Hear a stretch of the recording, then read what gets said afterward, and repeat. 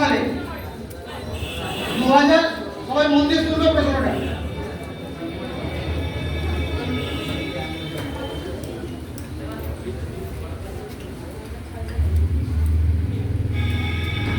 2006 সালে, আমি প্রথমে ইংরেজিতেই পড়ছি, তারপর একটা বাংলা করে দিচ্ছি তোমাদের জন্য। Released in 2006, the first fragment stamp released in India carried the fragments of what?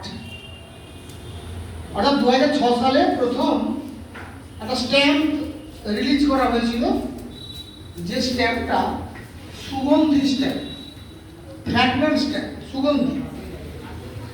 কোন সুগন্ধি সেখানে ব্যবহার করা হয়েছিল?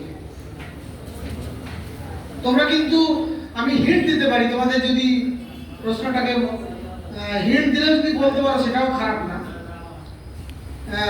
যে ফ্র্যাগনেন্ট এই স্ট্যাম্পে ব্যবহার করা হয়েছিল 2006 সালে, সেই ফ্র্যাগনেন্টের সাবান তোমরা মাখো এবং অনেকে খুব পছন্দও করো।